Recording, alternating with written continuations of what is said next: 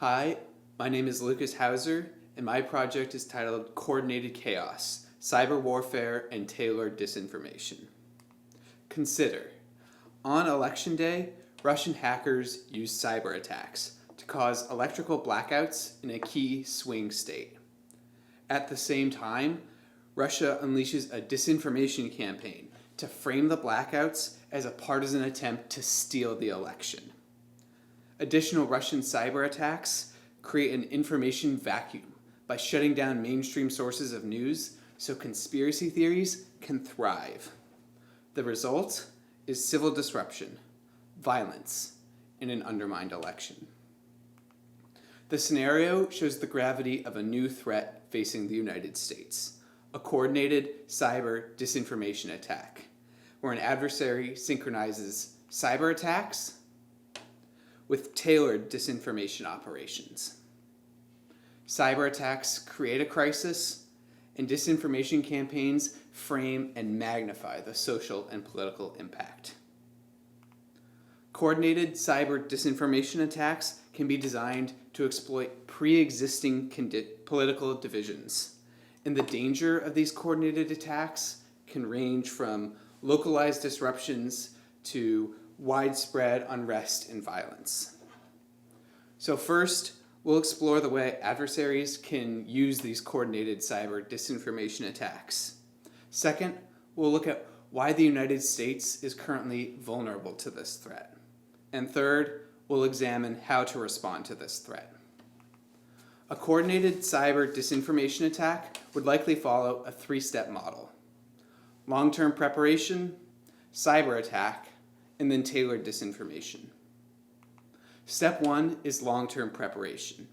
In this phase, foreign disinformation agents develop disinformation networks and bot farms on social media, spreading polarizing messages. These actions shape the domestic political discourse by priming the information environment. Cyber attacks can also gather information to enhance a future tailored disinformation campaign. Step two is the cyber attack. Cyber attacks leverage the polarization achieved through step one by striking at an opportune moment. Cyber attacks can damage computer networks, physical infrastructure, and devices in a way and at a moment that aggravates divisions. The chaos caused by the cyber attack sets up tailored disinformation campaigns. Step three is tailored disinformation. This phase seizes on the cyber attack to inflate the chaos. Disinformation channels spread inflammatory, false information to amplify polarization and confusion, drowning out the truth. This disinformation can also encourage violent responses following the cyber attack to increase the damage of the attack. This process altogether creates a perfect storm for adversaries looking to create chaos in the United States. The United States is particularly vulnerable to these coordinated cyber disinformation attacks for three key reasons. First, responsibility is ambiguous within the government.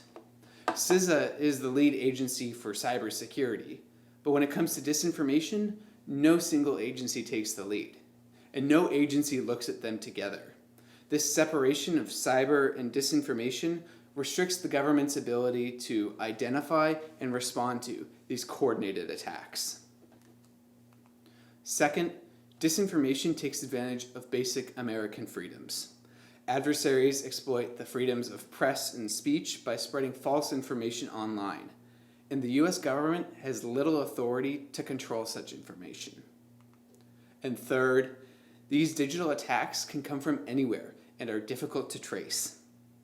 Adversaries can launch cyber attacks and disinformation campaigns from anywhere with an internet connection. Virtual private networks, or VPNs, make finding the origin of these attacks difficult, especially in real time. The dynamic nature of a coordinated cyber disinformation attack requires innovative interagency responses.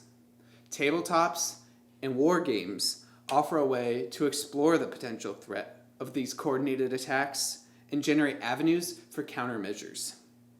In these interagency exercises, representatives of different government agencies and private sector actors can practice crafting an interagency response, learning how to best combine and coordinate each actor's respective capabilities.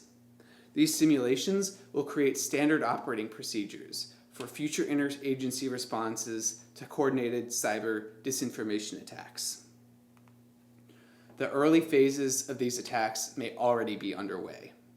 We need to recognize the threat that coordinated cyber disinformation attacks pose to core U.S. institutions and prepare for them. We will need to explore this threat through interagency exercises and generate countermeasures in advance.